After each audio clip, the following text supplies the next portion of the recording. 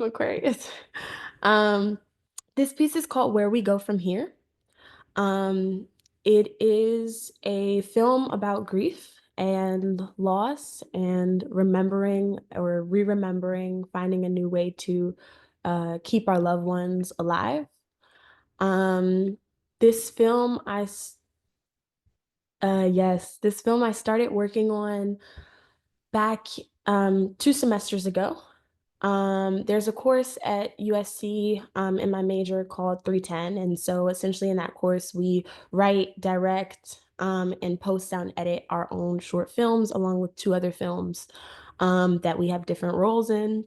Um, and the story means a lot to me. For those of you who don't know, I lost my mom when I was 12, and a young age to lose a parent. Um, and it was in a way that none of us ever expected to happen. Um, and I never really felt like I had the time or the space to really grieve or even quite understood what grief was like at the time. I tried to just move on with the normal elements of life that were still intact, like many of us do, because we're not really taught about how to deal with grief or what to do when it comes. Um, and I found myself grieving my mother at, a lot of different stages of my life as I learned to become a woman without her. And now I'm 20 years old. So it's been 10 years or 8 years. And I'm starting to, to all of these years have helped me recognize that it's not about moving on, it's not about letting go, it's about finding a way to carry a piece of them with you as we navigate through this life, finding a way to keep them alive. So I'm just gonna do that short bit for right now because we're gonna have a good discussion about it afterwards. And I'm gonna go ahead and share my screen so we can watch it. If this volume is loud enough.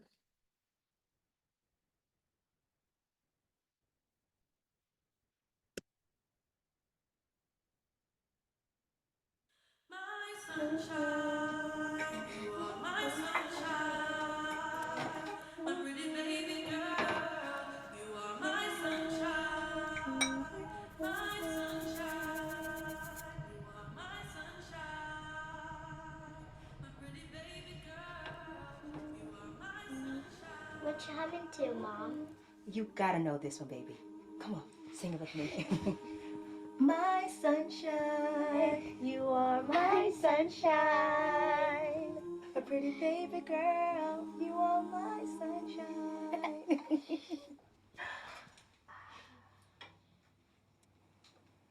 Here, honey.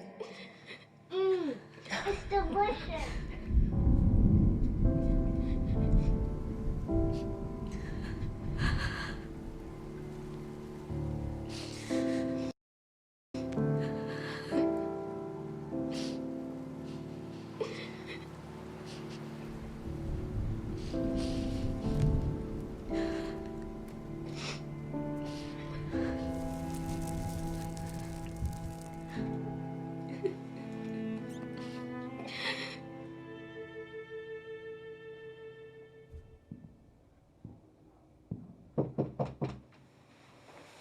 Happy birthday, Zora. I love you.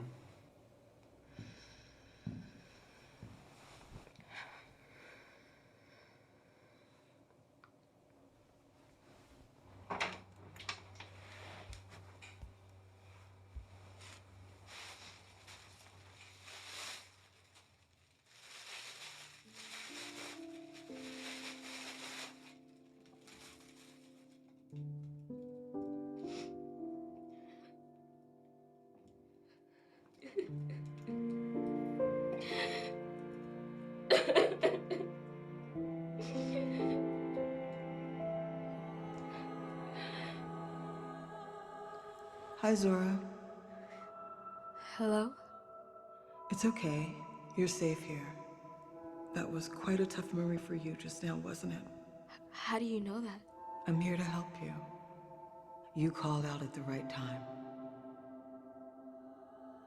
I see. You don't think she hears you.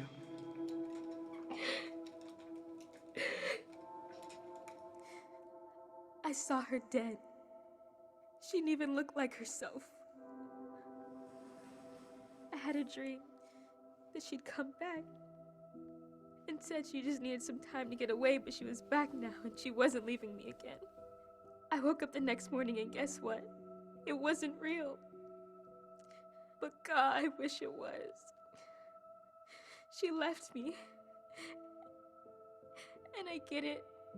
Everyone has to, but it's just not fair. You don't let go of her. You keep her alive. You remember her, honor her, cry out for her. You feel her, Zora. When you get upset, you let the emotions flow through you. When it all gets to feel like too much, you ask yourself, would you allow her to be the cause of the misery in your life?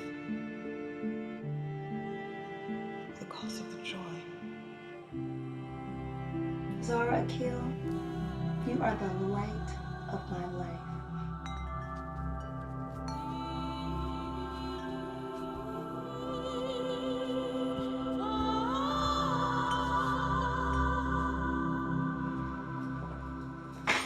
I thought we were eating out tonight. I changed my mind. It might not taste the same, but I tried to make it how I remembered. It's missing something.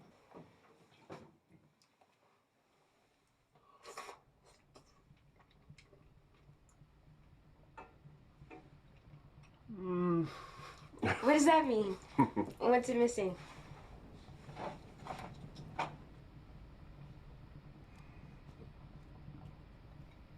Try this. Trust me. Okay. Mm-hmm. Mm-hmm. It tastes just like Mom's. How did you know? An angel told me. I guess so.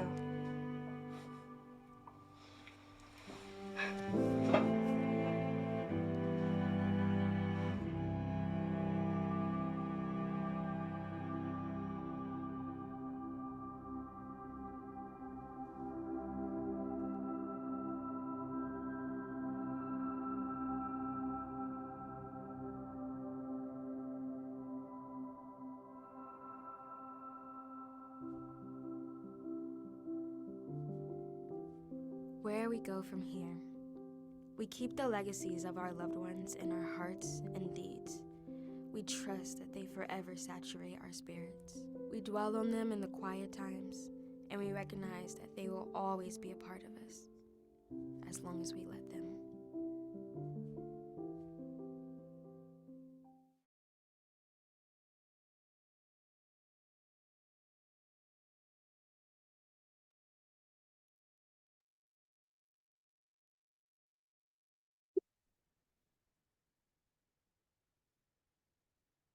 Wow. Mikayah, that was outstanding. That is amazing. It was beautiful.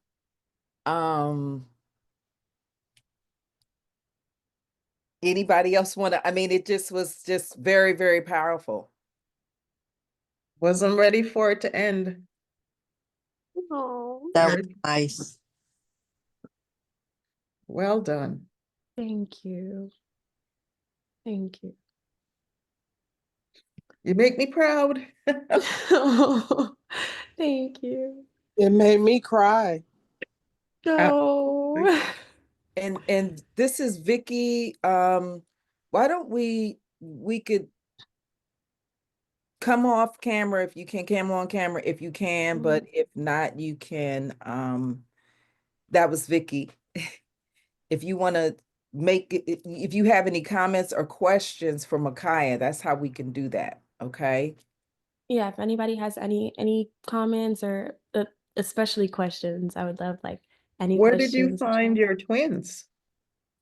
And that so it's a crazy process. Not crazy, but aligned, divinely aligned. Um I think first and foremost, uh there were two things that really carried me through this project. Of course, God, and my mother as spirit. I think, I was talking to Miss Maria a few weeks ago, for and we were kind of doing a short interview about this, and uh she asked me, like, did this film help you like kind of like deal with your own grief or like process that for yourself? And it really did. Um I think that film and you know all art forms are a means of healing, and most times it's people taking their own personal experiences and pouring out through their art, something that will be healing for them and hopefully transfers onto other people. um and I just felt my mom's spirit. I just felt so much closer to her through this process, because while it was tough having to, like, how do I put, this experience into this 8 years, of life, of grief, of this journey into 6 minutes, 5.5 minutes. Um and kind of tell it in a way that will be able to leave an impact and leave a message with audiences, and be very decisive about the scenes that I use, and where we stop and start in the story.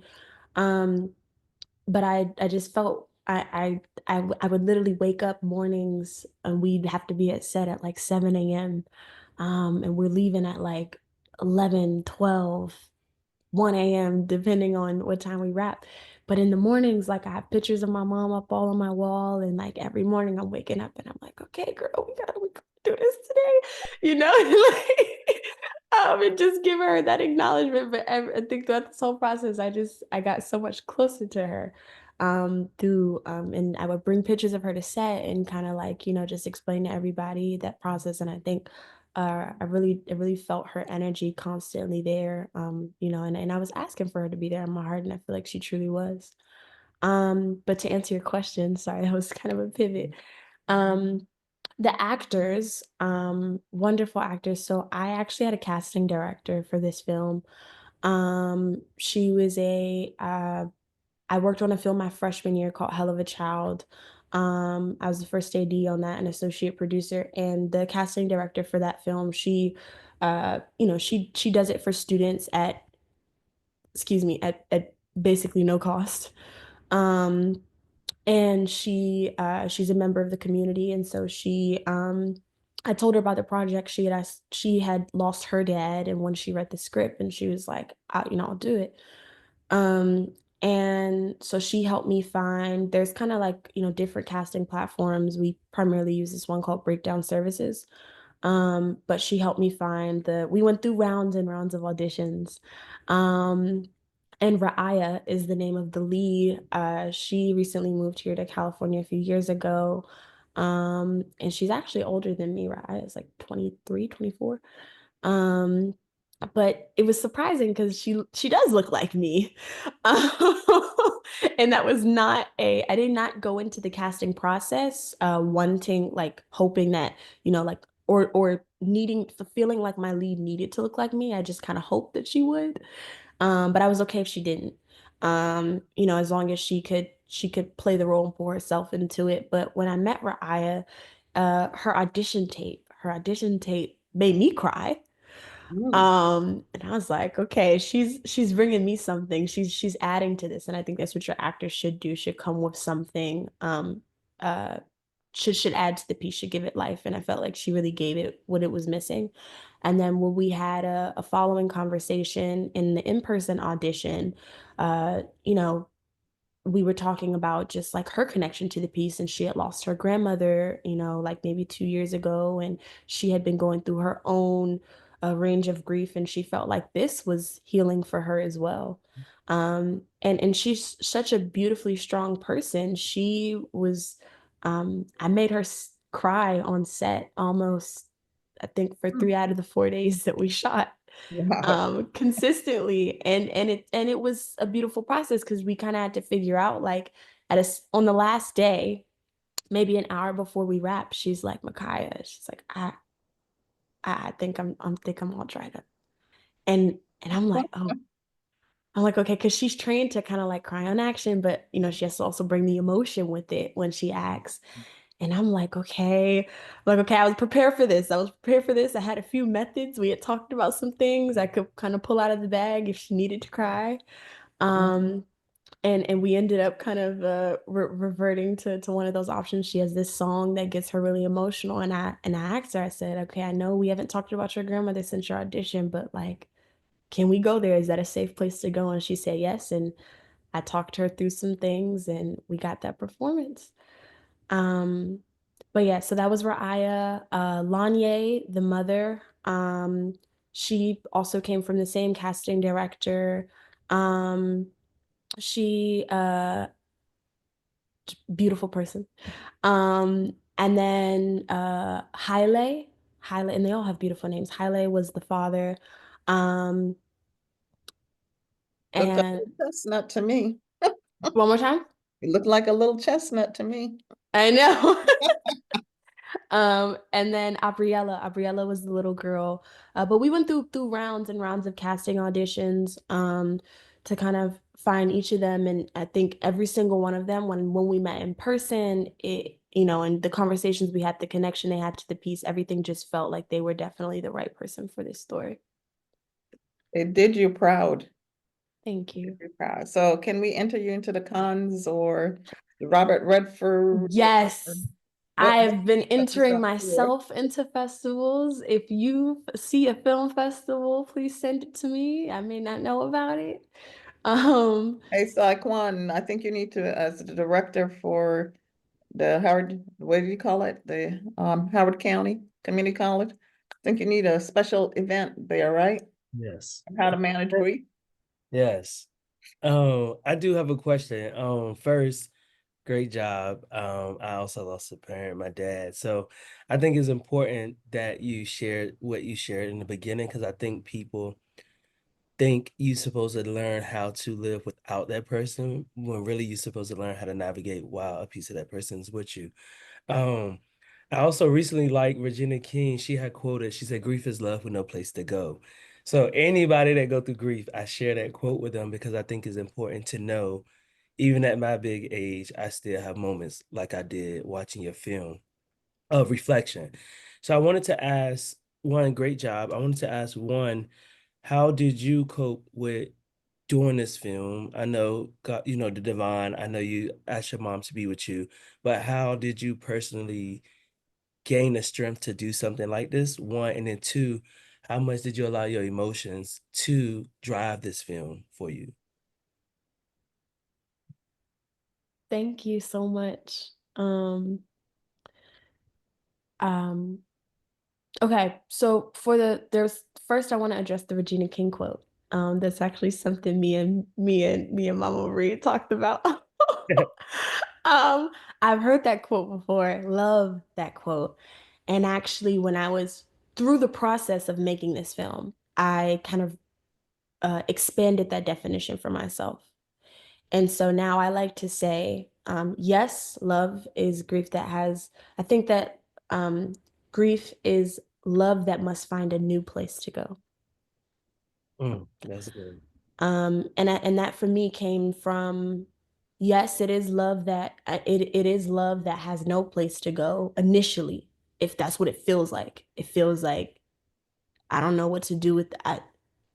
What do we do with these emotions? What do we do? How do we navigate through this process? And I think that grief is a lifelong journey. I think it's something that, when you lose someone, no matter how long you've known them, that their energy, those memories are always going to stick with us as human beings. They've left an imprint on our lives.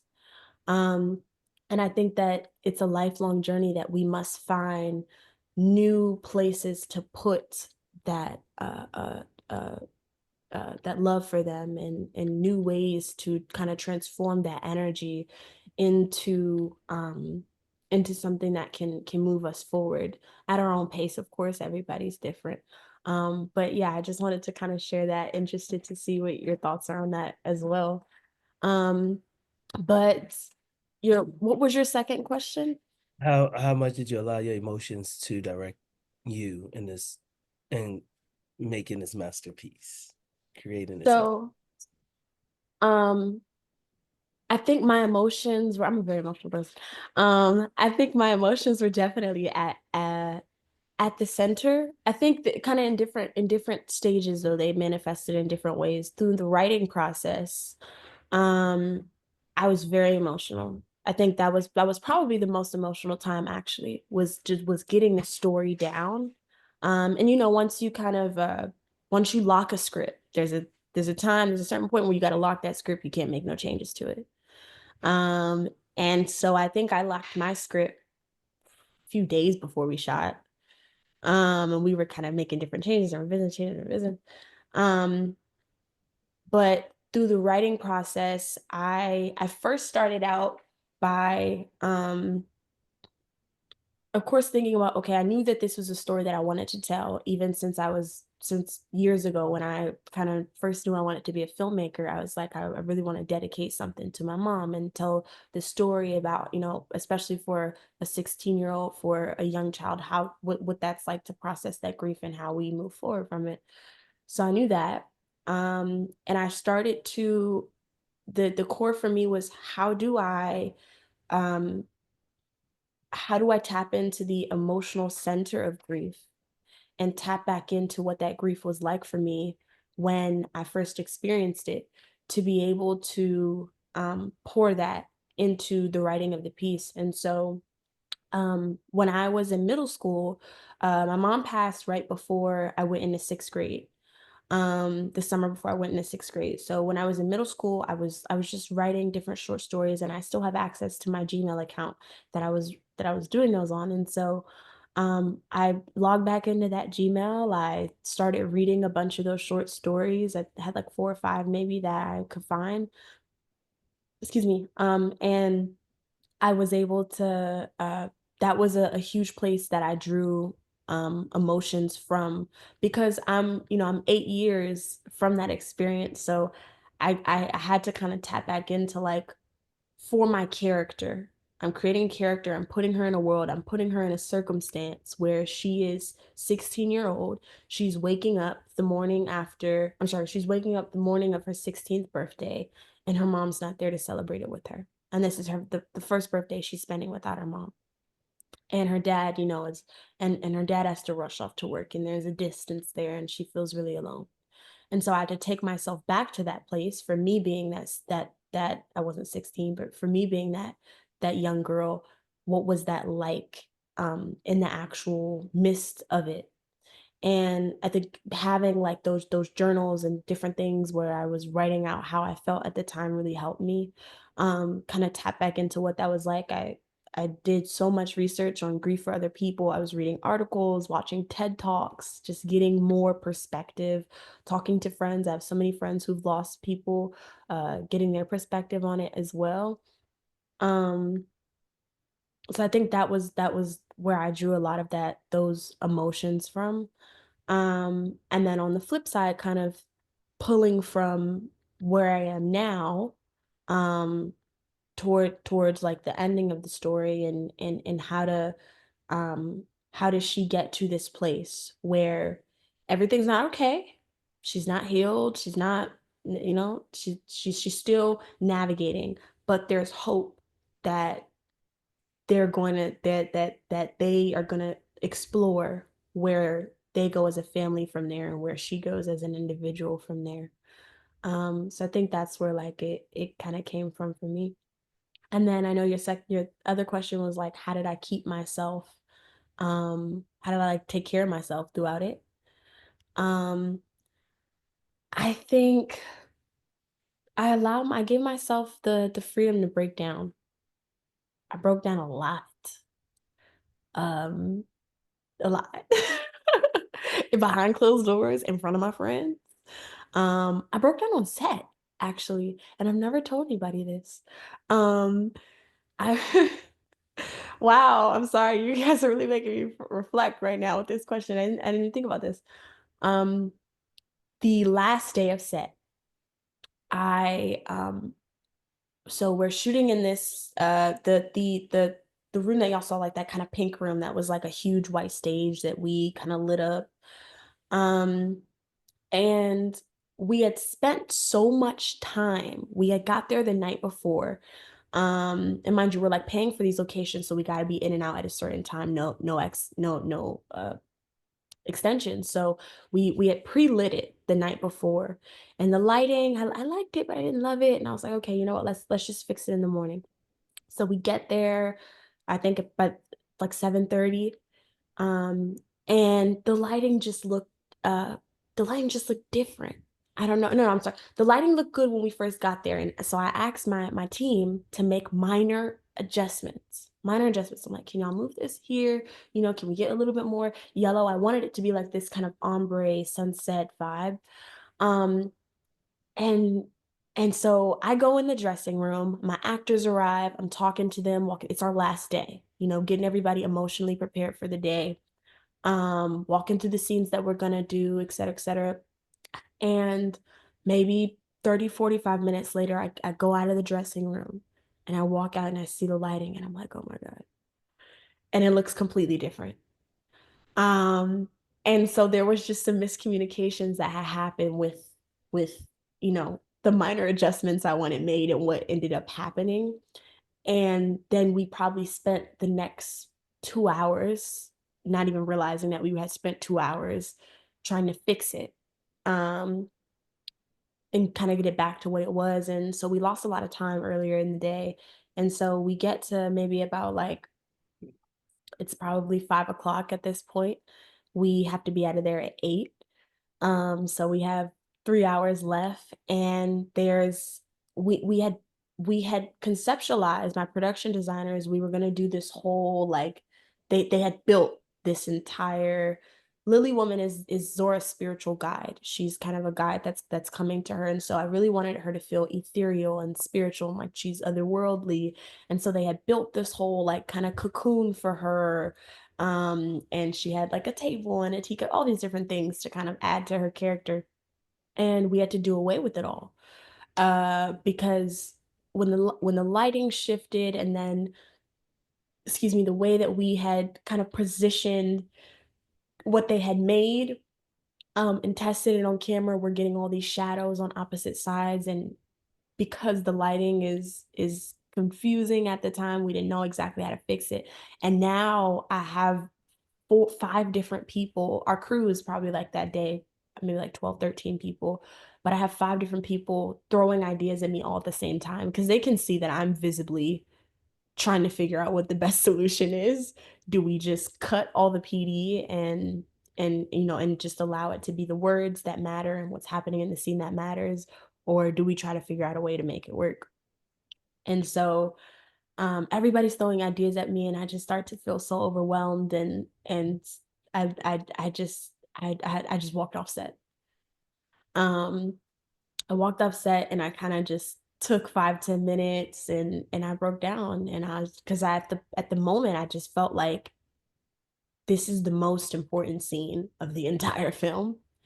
Um, and I felt like I'm like, if I don't do this right, like if I don't do this film right, if it doesn't have the emotional impact, if this scene doesn't come out the way that I wanted, like I would be in shambles.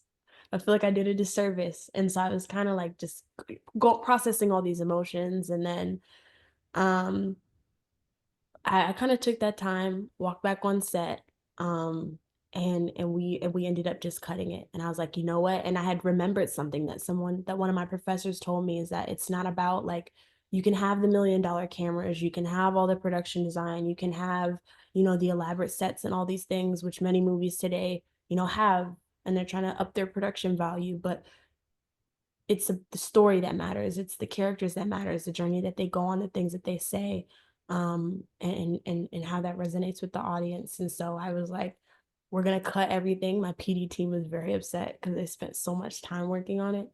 Um, but that was the best decision. So I think just allowing myself to process it when I would feel overwhelmed, when I would feel moments like, and I'm also surrounded by people that know me and love me. So it was a safe space to like, if I need a minute, like, let me break down, let me cry, let me feel those emotions, um, and then get back into it. Um, so yeah. Thank Wow. you. Any other questions? We have about, I'd say about 10 more minutes before we wrap. And yes, Raina. Well, you kind of already explained sort of like the filmmaking process. I really enjoyed the film. I thought it was just, I think the story was there. I also really liked just all of your different shots, which also I think told the story as well. So even from the shot of like the mother and daughter in the kitchen to then like to the cemetery, and I just thought all of your close-up shots like came right at the right moments, and they really did do a nice segue from one scene to the next. Like just the production value to me was really high quality. I mean, I could have just been watching this on television. I wouldn't have known that you're like a student at USC. Like I was really impressed with just the production value. Um, I was also curious too, and you talked about journaling. I was curious about, she had like the angel or like the spirit guide to kind of talk to, and I was wondering, maybe this is personal, like in real life, did you have something to go to sort of channel the grief into? And then the next question is also what is next, would you say, like just in your filmmaking career? Hi, Raina. Thank you for coming on and thank you for those beautiful words. I really appreciate it. I'm glad you loved the film. Um, hey, Mr. Henry. There he goes, man of the hour. Um, uh, so um I Lily Woman was a, a part of her character what came out of originally in the writing process. One of the things for me as I was going, so I'm reading all these journals. I'm reading like taking myself back to this 12-year-old girl who just lost her mom, processing her emotions, um, and feels like she really doesn't have anybody to talk to, anybody who understands her. That's a lot of what I kind of gathered from my writing. Like, wow, I felt very alone. And um, even though I'm surrounded by people, I'm surrounded by love, but just feeling like, you go to school. I'm going to school. I go back to school the summer after sixth grade, and now I'm the girl that lost her mom, and nobody really knows what to do with that. Um, and so I think I was thinking about what would what would younger me have wanted it, or if anybody who's experienced the loss of a loved one could have someone along their journey to just give them something to help them, to give them some perspective and help them think about um how to process this grief, and help them think about how to how they can kind of move forward and keep this person alive. um what would that look like? What would that person say? That was like my ultimate question with Lily Woman's character. Like, if we could all have a guide to guide us through grief, what would they tell us? What would be something that they could say that we could carry with us? And so that was kind of where Lily Woman's character came from. In my personal life, uh, I didn't have a spiritual guide necessarily. Um, I think the closest thing I had to Lily Woman um was just um a spiritual connection with my mother. Um, and I think it's kind of hard to explain. Like I've kind of just processed it in my own way, but there have been times even when I was younger where I remember one time, like I don't know how old I was, maybe 14, 16. But I was sitting in my room and it was a very depressing day, and I was thinking a lot about my mom and I was crying. And I remember that was the first time I ever felt kind of like a presence come over me. Like kind of like she was like hugging me from behind. And it wasn't like a physical manifestation, like I could see her or I could hear her or anything of that nature, but just feeling a presence, like trying to communicate to me that you are not alone, that like I see you and I'm here, as much as I can be. And I think that was an experience that was kind of like, okay, oh, okay, like maybe like there is something to this afterlife. There is something to, to our loved ones, passing physically and going in that way, but that spirit, that energy, that goes somewhere else. That um is what is preserved. Um and so I think that's probably the closest thing I had to a lily woman. And I've talked about it with my friend before, but I keep pictures up in my room. I have tons of pictures up of my mom at different stages throughout her life. And I'm like looking at them every day, but I just I those the having that picture connection, I will sit in my room and I'll just talk to her sometimes. I'll tell her good morning. I'll tell her like I'm tired. I don't want to go to class. Like, like as it kind of as if she was still here. And it's something that personally is comforting for me. And sometimes I like to I feel I kind of hear what I feel like she would respond to me. Um, and maybe it is what she would say, maybe it's not. But um that's kind of the closest thing I've had to that. Is kind of just me imagining for myself, like if she was here, what would she say to me? What, if she could help me through this, what would she want me to know? We have another question from Kim Augustine. Has her hand up. So Kim, the floor is yours for your question. Thanks, everyone. Hi, Mikayah. Let me see if I can turn my video on. Hopefully, I won't look a hot mess No, on this don't worry one. about that. That's great. Please turn your It's not video even, on. That would be it's not great. even allowing me to for some Yeah. reason. Okay, well, I have to go without the video. But so, Mikayah, thank you so much first for sharing something so personal with us.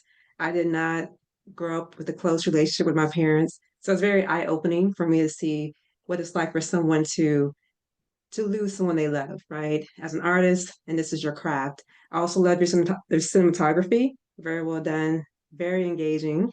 Um, but so the kind of work I do is product management, and so we use a lot of AI in the work that we do for videos, things of that nature. No, I don't do filming, but we use these tools for training.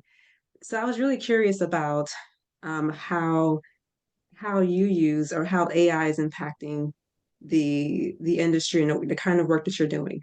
It's a little bit shifting the conversation. I'm really curious about that because we had the Writers Guild that had their strike in 23, and we know that we're seeing a lot of how do I say I'm gonna say they're probably using AI. You're using a lot of creative tools with the movies that we're seeing right now. So I'm really curious about how you use any of that for what you created and how you see that impacting the work that you do and what others are doing going forward. Hi, Kim. Thank you so much for coming on. And I'm so glad you loved it. Um, so I actually didn't use any AI in my film. Um, we're not really allowed to, or it's highly discouraged. And I personally agree with that sentiment. I do think that now, if you ask me, have I used AI for an essay? I plead the fifth. Uh, Oh, Grammarly. right, Yes. like, so in film, it's definitely a conversation, and it's funny, it's come up in a lot of my classes recently, especially because there's a movie that's nominated for, or I don't know if it was nominated, I think it was nominated for the Oscars, or some new movie that came out recently. I can't remember the name of it. Mr. Henry, maybe you know, but it's some new movie that came out recently that they used AI to alter the voice because one of the actors didn't have a good Hungarian accent, and so they used the AI to enhance his Hungarian accent. I'm gonna find the name of it for you guys real quick. I Um, think, is that the Brutalist? I'm not sure The if it's that movie, Brutalist. something like. Yes, it is. It is The Brutalist. Thank you. Exactly. It's The Brutalist, right? And so it's like nominated for Academy Awards, and people are, and there's so much conversation about how people feel about this. And that was the only sense in which they use AI. And they're basically saying that one of the actors is not Hungarian. And they wanted to kind of like enhance his voice, and so they used it to do that. And now it's about to win. It's nominated for several Oscars, and that's kind of a big part of the conversation is like, how do you not, is it fair to nominate a person for the category of like best actor or best actress, and voice is such a huge part of that performance, and we don't really know how much they enhanced it. um I think that AI, can be helpful in certain industries, for certain tools under certain circumstances. Uh, but I think when it comes to film and so many other creative mediums, I'm personally afraid, um, for job security, for there's no I think what's scary is like there's no regulations around it.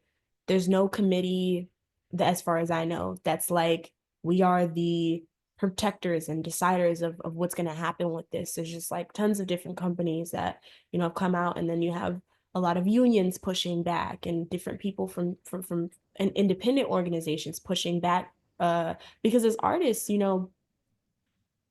I like to think about this example. Um, Traditionally, you would pay a storyboard artist. You would pay someone to, or collaborate. You would collaborate, whether you pay them or not. You would collaborate with a storyboard artist to help you visually envision your film, or maybe you'll draw it yourself. And I do agree that AI can help things be maybe more efficient or more realized, but um, it so many storyboard artists, I think in a few years are, I mean, it's already happening. People aren't paying storyboard artists anymore. They're using these AI platforms and making their pitch decks, and, visualizing their film in other ways online. And you don't even have to really consult with another person to do that. Um, so yeah, I think it is a large gray area right now. Like we don't really know what's gonna happen.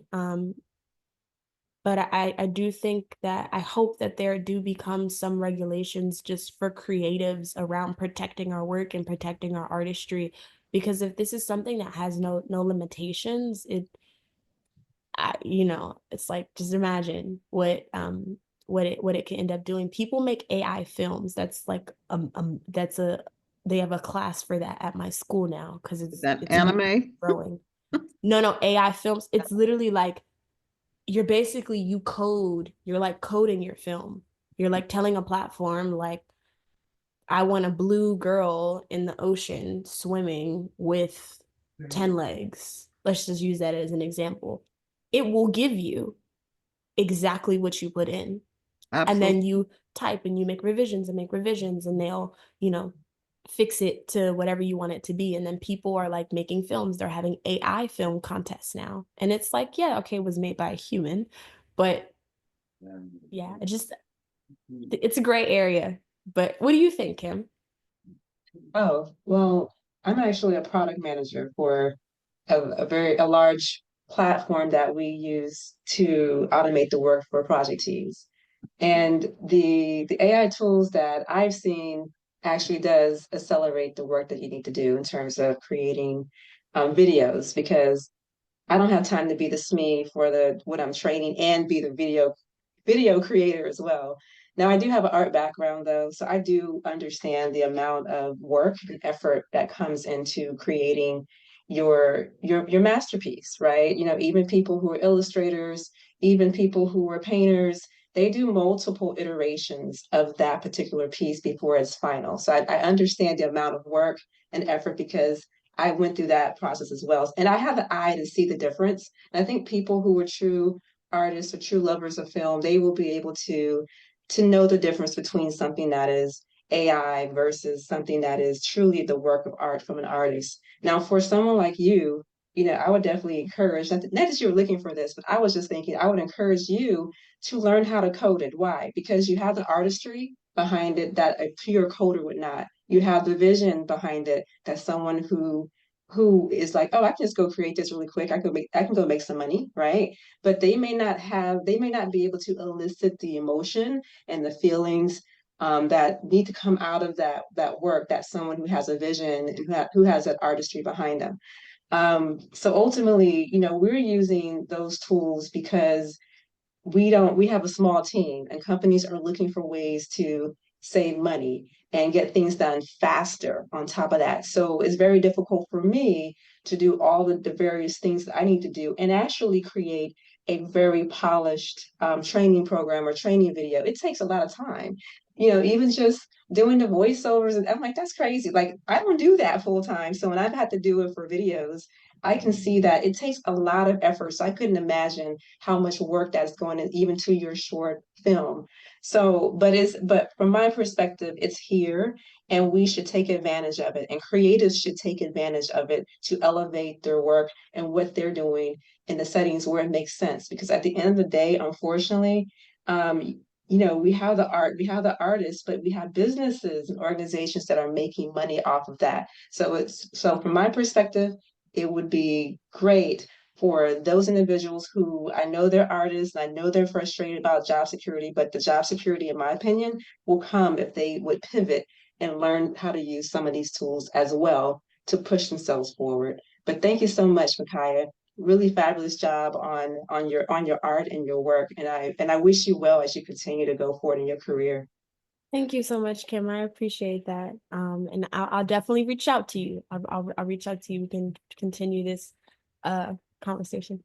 The other part too, I was gonna Mikayah, say, because we gotta wrap up, I just have to, because one it's one 11:54, and I just, one comment, Maria, before she but closes. I wanted to acknowledge the youth that are on here, and that came on, and then you can ask. I want to give it up for Joshua Davis. We got Aaron Spears from MBSYEP 23. Yes, I hope he shows it. There you go, Joshua. There's Aaron. Yay. We also had we had some other people. I think Laylee jumped. So I think she had to go, and Sean Garcia was on.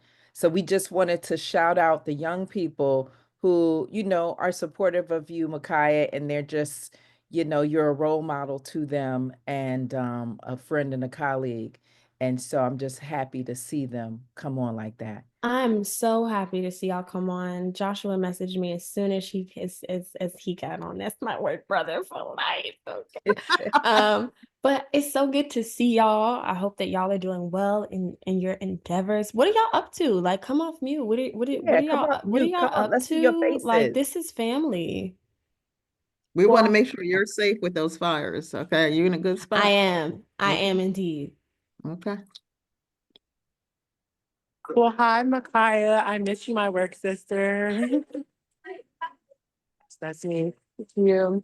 So I'm doing relatively well. I'm currently at UDC studying for biomedical engineering in my undergrad. And what I am planning on doing is I would like to use the degree to pursue a master's in physician assistant studies so I can become physician assistant certified and have a dermatology clinic. And so that is the goal for the next 4 to 6 years for me.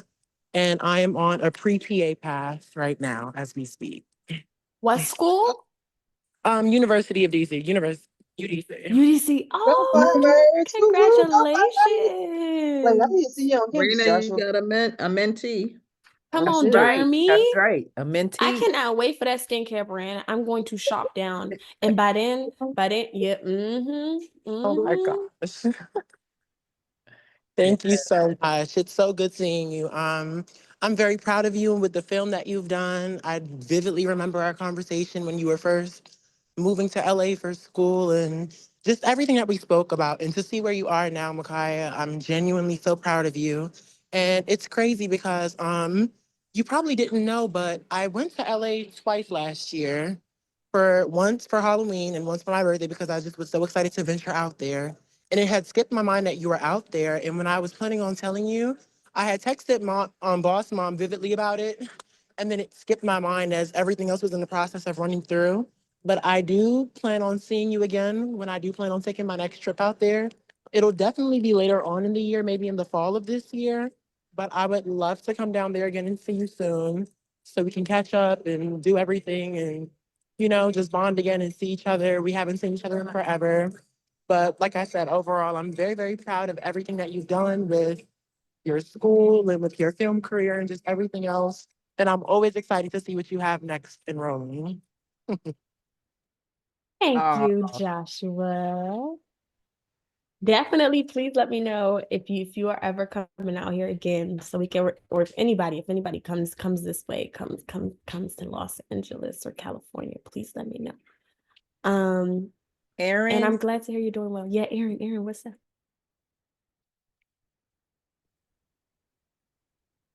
Oh, good. Since since the last time I seen y'all, I've been having a lot going on.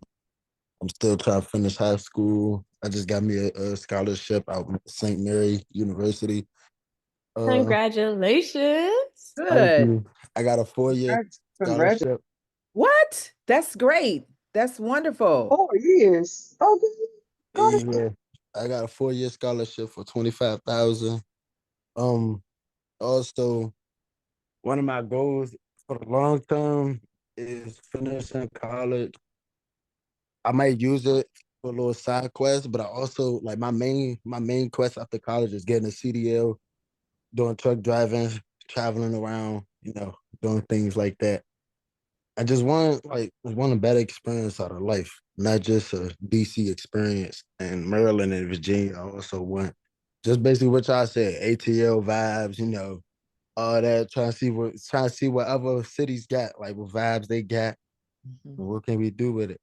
So Mhm. that's basically it. I genuinely do miss y'all, and I'm really proud of y'all for everything that y'all have done, and all the people that y'all have helped. Y'all have encouraged to, keep pushing. Cause I'm actually one of them people. At the time when I was working with y'all, I didn't know what I wanted to do. I didn't know, like I was still basically in a kid mindset. I just wanted to have fun, enjoy life while I can. But now that I'm getting older and I just turned 18 October 3rd, it's like now I got other responsibilities. And then think about all the conversations that we had about y'all getting on my butt and all that because I was doing bad and all that.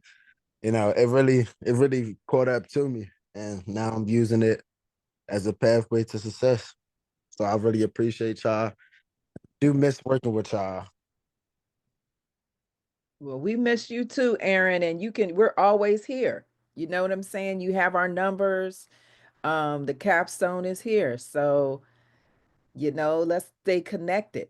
And I we was never trying did to have come that back. pizza. We never had the pizza party like we said we was gonna do, but Yes, we this gotta summer. this summer. This summer. Well, where you I go? was But you gonna be in LA, No, but you gonna I'm come coming back for a back minute? yeah, at Okay. some point. Come on, When I you can't come stay. back, I can't stay away for too long. we're gonna do it. We're gonna do it. I wanted Okay. to also shout out Carrington. She was on the line as well. She Oh, saw the movie as well. I'm gonna So yes, message we're her. gonna do that, Aaron, and reach out. You have our number, so and if we can be of any help, we've got Dr. Saquon Shaw. You remember him from mental health, and Yeah. wellness. We've got we're connected here. We've got Claudette Johnson Berry, we've got Mr. Henry, we got Vicky B, we got Kim Augustine, we got myself. So we have to stay connected and help one another as much as we can, especially now. You know what I'm saying? It's gonna be tough. Not that you can't get a job, because everybody will be, but they're trying to put the clamps on Black people. So we really have to practice, you know what I'm saying, the Nguza Saba, Umoja, Ujima, and all of that. For real, for real. It's really real now. Um, yeah. Mikayah, Yeah, I you just are want. outstanding. Oh, I'm sorry. No, Can I go say ahead, one thing? sweetie. I just wanted to say, Aaron, thank you for coming on. I will send you a link to the film because I know you didn't get to actually see it, but it warms my heart. It really does to hear you say everything that you just said. Um, and I'm glad that you're doing well. I'm glad that, y'all have all stayed in my heart and all of our hearts. We always think about y'all, like wondering how y'all doing. So I'm glad to hear you're doing well. Congratulations on your scholarship. Happy belated birthday. And I'm gonna just take it a step further and just get a little bit more specific. These are you have an amazing group of mentors here on this call. And when I tell you that mentors are invaluable, I really do mean it. Like, I would not be where I am if it was not for the support and help of every single person who has offered me wisdom and helped me along this way, especially the Capstone Group.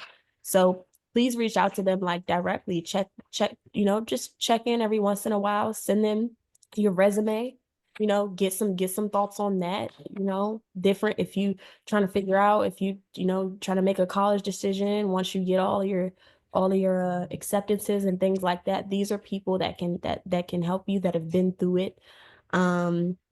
So I know a lot of people always tell like younger people like reach out and this and that, but like please do like make an intentional effort to do that, because it's really going to help you having advice from people who've went through life and can kind of offer you like some sort of guidance in your journey. But you got this. You got the right mindset. So I'm very proud of you. And Thank you. Dr. Shaw just dropped his information in the chat too. Bet. Mr. I also need Henry, and a I film know festival Claudette. that I also need a film festival that I see your way through the Capstone Group email, because I've just been looking. I know that there's a Black Film Festival that's going to happen in Miami, and that one has a short film category, and I believe the deadline is in February at some point, not February 1st, but somewhere in February. Yes, that one is on my list. Awesome, awesome. So I'll keep looking and send them to you. So although we're officially finished with this call, y'all are welcome as long as Mikayah can. I know she has things to do. She's probably working on her next film. But if anyone, I know Mr. Henry and also Claudette wanted to say something. Mikayah, you're fabulous, and it's beautiful to see you evolve, and just keep doing what you're doing. Keep shining, beautiful. Keep shining.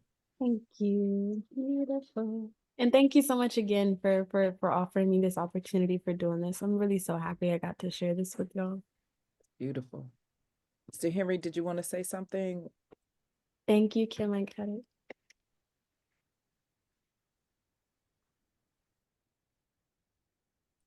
Real quick, is the film anywhere that we can see it at? Like, Yes.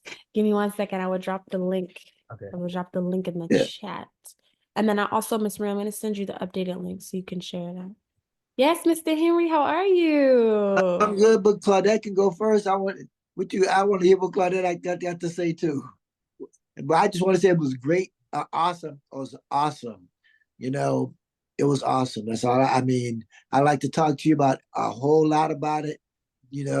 But it was awesome, and wow, I felt it. And I usually don't feel that, but I felt that. So I think there wasn't a dry eye in the room, Mikayah. So I don't know where do we put our comments about this being a 5-star production? Just tell us You can where. actually, I'm pretty sure you can leave comments on this little link. This little link I'm gonna Okay. send. I was gonna upload it to YouTube, but YouTube like distorts the quality and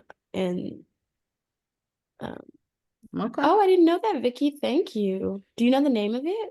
And Claudette, did you have a question or Well, a comment? I was trying when I found the cans thing earlier, I was trying to get it to you, so I tried to send it to you previously, but I'm digging through my emails now to see if I can find it. But my concern, to Kim's point around the AI isn't going anywhere.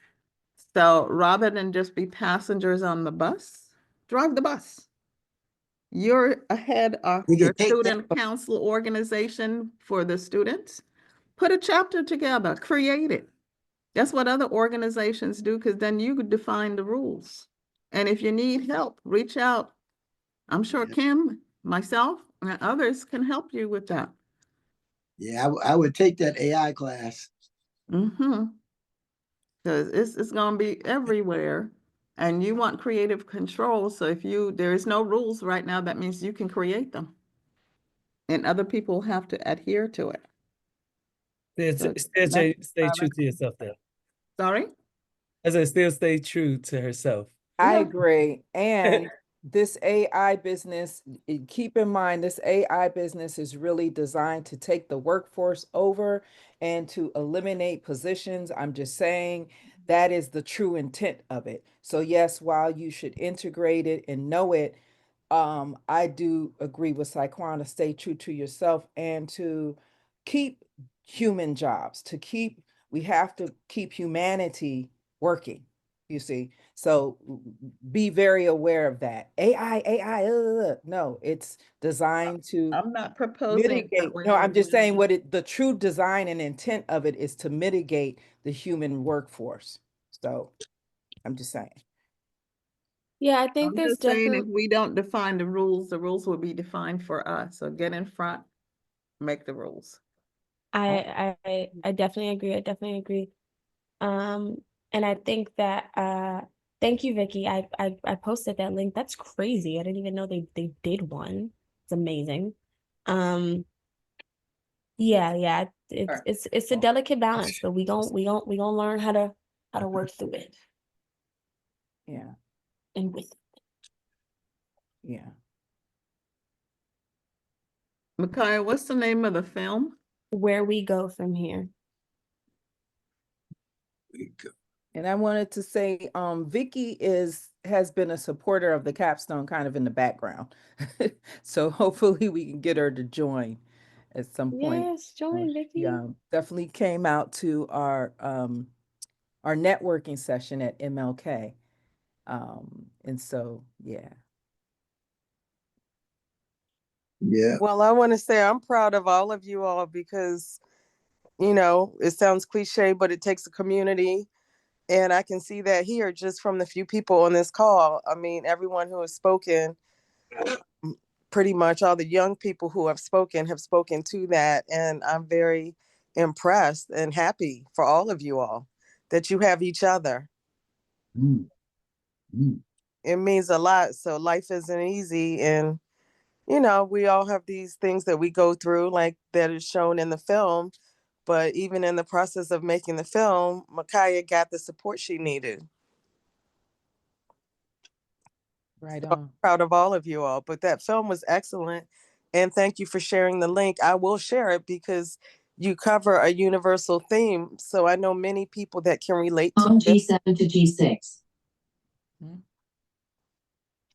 So I just wanted to say thank you. It's a beautiful piece of art. Is kind of like an altar to your mother. Like people do create altars, but because you're a creative, you found a different way to honor your ancestor. And I think it's beautiful. Thank you so much, Vicky. I really appreciate that. And I'm thank you for coming on. Yeah, I definitely believe in the support of community. Like it takes a village, for all of us. And so, yeah, I think it's wonderful that we have each other, and I'm glad that you could be here with us. And Mikayah, I hope you can further connect with Saquon because to Vicky's point, that is your film was a dedication to your mother and it's very kind of instructive as far as grieving and how we can grieve so that it has positive results because too often people grieve and to negative results, and they became come just filled with grief and just despondent and very sad and self-destructive. So I hope that you can work with Dr. Shaw and other people,